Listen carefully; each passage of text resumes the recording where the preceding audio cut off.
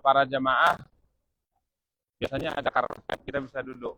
Ini karpet, jadi kita berdiri saja. Ya, biasanya di sini karpet semua Pak, jadi santai kita sambil taklim di sini. Baik, kita berada di ini bacaannya. Tatwir Hadiqah Saqifah Bani Sa'idah.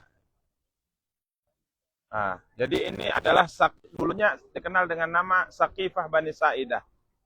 Aula pertemuan klan Sa'idah. Jadi di Madinah ini para jamaah yang dimuliakan dan dirahmati Allah, ada dua kabilah besar yang akhirnya dalam sejarah Islam dikenal dengan orang-orang Ansar. Jadi yang hijrah kemari disebut Muhajirin, sedangkan pribumi disebut dengan orang-orang Ansar. Orang Ansar terdiri dari dua kabilah besar. Pertama Khazraj, yang kedua Aus. Jadi ada orang-orang Khazraj, kemudian ada orang-orang Aus. Para jamaah yang dimuliakan dan dirahmati Allah, Nabi kita yang mulia sallallahu alaihi wasallam hijrah ke kota Madinah ini bersama dengan kaum muslimin dan diterima dengan baik oleh kaum muslimin yang ada di kota Madinah yang dikenal dengan orang-orang Ansar. Kemudian Nabi sallallahu alaihi wasallam hidup di Madinah kurang lebih 10 tahun. Jadi beliau berdakwah di kota Mekah selama 13 tahun, kemudian beliau pindah di Madinah sampai meninggal selama kurang lebih 10 tahun. Dan beliau sallallahu alaihi wasallam meninggal di kota Madinah di tanggal berapa? Tanggal berapa beliau meninggal? 12 Rabiul Awal, hari Senin, tahun gajah, kelahiran tahun 11 Hijriah. Ingat ya. Jadi kalau kita lihat dari tanggal dan hari wafatnya beliau itu sama dengan tanggal dan hari lahirnya beliau sallallahu alaihi wasallam. Beliau meninggal di Madinah di hari Senin tanggal 12 Rabiul Awal tahun 11 Hijriah. Ya, di mana para jamaah yang dimuliakan dan dirahmati Allah, beliau meninggal di rumah beliau yang sekarang adalah kuburan beliau di pangkuan istri beliau yang sangat beliau cintai, Aisyah radhiyallahu anha. Tapi para jamaah, di hari tatkala meninggalnya Rasulullah sallallahu alaihi wasallam, tentunya Madinah mengalami kondisi yang sangat memprihatinkan, di mana seluruh para sahabat sangat bersedih dengan wafatnya Nabi sallallahu alaihi wasallam. Dan perlu kita ketahui, sebelum Nabi datang dengan syariat Islam, bangsa Arab adalah bangsa yang sulit untuk disatukan di bawah satu kepemimpinan. Jadi kabilah-kabilah yang ada di Jazirah Arab itu tidak mau tunduk dengan kabilah manapun. Bahkan setiap kabilah merasa bahwa dia adalah yang lebih mulia. Dialah yang lebih berhak untuk memimpin kabilah yang lainnya. Sehingga bangsa Arab ini sulit untuk disatukan. Namun alhamdulillah setelah Nabi SAW datang dengan dakwah Islam dan Allah berikan kepada beliau tempat yang sangat baik di kota Madinah ini, semua kabilah yang masuk Islam disatukan dengan ikatan Islam. Sehingga tidak ada lagi perbedaan antara satu kabilah dengan kabilah yang lain. Tidak ada permusuhan antara satu kabilah dengan kabilah yang lain. Mereka disatukan oleh apa? Oleh ikatan Islam. Innamal mu'minuna ikhwah. Sesungguhnya orang-orang yang beriman antara satu dengan yang lainnya bersaudara. Nabi bersabda, al-muslim akhul muslim. Seorang muslim itu saudara bagi muslim yang lainnya. Dari manapun dia, dari suku apapun dia, bagaimanapun rupanya, kalau ia sudah bersyahadat, maka dia adalah bersaudara. Ini saya perbedaan setelah munculnya dakwah Islam.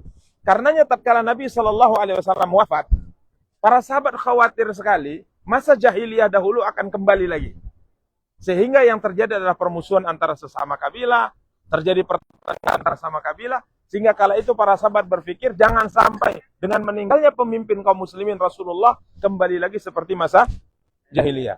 Sehingga orang-orang Ansar yang tinggal di Madinah sebagai penduduk pribumi yang diwakili oleh dua kabilah besar, Aus dan Khazraj, mereka kala itu berinisiatif untuk memilih salah satu di antara tokoh mereka memimpin kaum muslimin. Maka mereka bermusyawarah di tempat ini.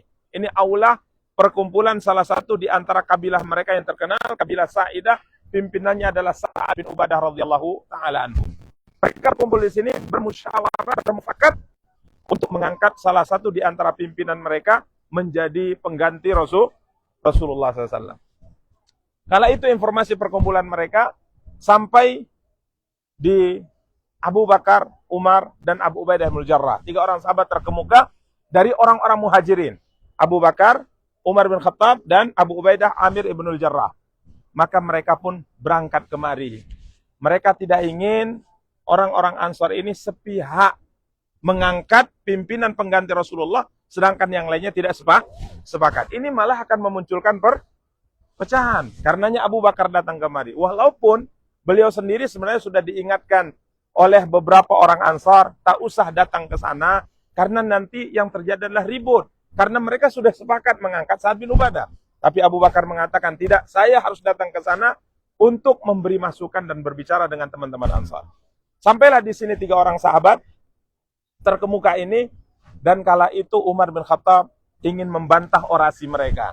Mereka mengatakan, kita penduduk pribumi, teman-teman dari muhajirin datang kemari, kita memberikan tempat. Ya kitalah yang layak memimpin siapa? Umat Islam, sepeninggal Rasulullah SAW. Mereka berorasi, menyampaikan alasan mereka, kenapa harus memilih orang Ansar.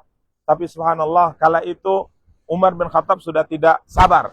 Beliau ingin menjawab, tapi Abu Bakar mengatakan, diam, tunggu. Karena segan dengan Abu Bakar, maka Umar pun diam. Setelah semua selesai, pembicaraan orang Ansar selesai, maka Abu Bakar mulai berbicara. Umar mengatakan, di situ saya melihat kebijaksanaan Abu Bakar. Di situ saya melihat kedewasaan Abu Bakar. Di situ saya melihat kedalaman ilmu Abu Bakar. Tidak ada kata-kata yang ingin aku sampaikan, kecuali semuanya telah diwakili oleh siapa? Abu Bakar radhiyallahu ta'ala. Maka Abu Bakar kala itu mengatakan, teman-teman Ansar, semua kemuliaan yang kalian sebutkan, kehebatan yang kalian sebutkan, tidak ada yang mengingkarinya, kata Abu Bakar. Tapi kalian harus paham, bangsa Arab ini tidak akan tunduk kecuali dipimpin oleh kabilah yang paling mulia di kalangan mereka, yakni orang Quraisy, dan Nabi itu dari orang Quraisy. Kemudian Abu Bakar menyebutkan alasan-alasannya, sampai akhirnya orang Ansar tidak terima, ya. Kala itu ada seorang di antara mereka mengatakan, kalau memang kalian memaksakan diri harus dari kalangan orang Quraisy, maka sudahlah, pilih dari kalian satu pimpinan, dari kami pimpinan yang kita pecah kongsi saja lah mungkin bahasanya. Sudahlah, kalian ambil pemimpin, kami ambil juga pemimpin. Nah, ini tentunya akan kembali ke masa jahiliyah. Maka kala itu Abu Bakar mengatakan, wahai teman-teman Ansar, di kanan dan kiri saya ada orang mulia. Di sini ada Abu Ubaidah bin Jarrah, orang Quraisy, dan di sini ada Umar bin Khattab juga orang Quraisy. Silahkan pilih salah satu di antara mereka berdua. Maka di situ Umar bin Khattab radhiyallahu ta'ala mengatakan, demi Allah, kata Umar, lebih bagus saya dibunuh, dipenggal leher saya, daripada saya diangkat menjadi pengganti Rasulullah, sedangkan Abu Bakar masih hidup. Apa kata Umar bin Khattab? Coba kalian pikirkan, wahai teman-teman Ansar. 5 hari sebelum Nabi wafat hari ini, tatkala beliau sudah tidak bisa lagi mengimami kita untuk mengerjakan salat berjamaah, siapa yang ditunjuk oleh Nabi untuk mengimami kita salat berjamaah? Jawabannya, Abu Bakar. Coba kalian ingat dan perhatikan, Rasulullah mempercayakan masalah agama kita kepada Abu Bakar, karena salat merupakan ibadah yang paling utama dalam Islam. Jadi kalau seandainya Rasulullah mempercayakan urusan agama kita kepada Abu Bakar, kenapa kita tidak mempercayakan urusan dunia kita kepada siapa? Abu Bakar radhiyallahu ta'ala. Di situ orang Ansar semua tersadar. Benar, karena memang 5 hari di akhir hayat Rasulullah yang menjadi pengganti imam kaum muslimin di Masjid Nabawi. Tatkala Nabi tidak mampu lagi salat berjamaah mengimami kaum muslimin, yang menggantikan siapa? Abu Bakar. Maka ketika Umar mengatakan, wahai Abu Bakar, mana tanganmu? Saya akan membaiatmu. Maka langsung ditarik tangan Abu Bakar. Dia mengatakan, kami membaiatmu menjadi pengganti Rasulullah SAW. Dan semua orang Ansar kala itu tersadar benar yang dikatakan oleh Umar bin Khattab. Maka mereka berebutan untuk membaiat siapa? Abu Bakar radhiyallahu ta'ala. Para jamaah yang dimuliakan dan dirahmati Allah, setelah pembaiatan itu terjadi di Saqifah Bani Sa'idah, Abu Bakar pun dibawa ke Masjid Nabawi dan dibaiat oleh seluruh kaum muslimin. Dan ini merupakan sejarah yang sangat luar biasa, sehingga seorang sahabat Abdullah bin Mas'ud pernah mengatakan, demi Allah, demi Allah, demi Allah, kalau Abu Bakar tidak diangkat menjadi khalifah sepeninggal Rasulullah, maka Allah tidak akan disembah lagi di atas muka bumi. Kenapa? Kalau kaum muslimin kala itu tidak sepakat mengangkat Abu Bakar sebagai pengganti Rasulullah, maka Jazirah Arab akan kembali seperti masa jahiliyah. Tapi alhamdulillah Abu Bakar di sini disepakati untuk mengganti Rasulullah, maka akhirnya umat Islam bisa bersatu di bawah kepemimpinan siapa? Abu Bakar radhiyallahu taala. Sehingga tempat ini akhirnya dicatat dalam sejarah sebagai tempat pembaiatan pertama untuk khalifah pertama dalam sejarah Islam, pengganti Rasulullah, Abu Bakar As-Siddiq. Namanya siapa? Nama Abu Bakar siapa? Ayo, harus ada yang jawab supaya kita insya Allah tanggal 3 bisa umrah ke Mekah.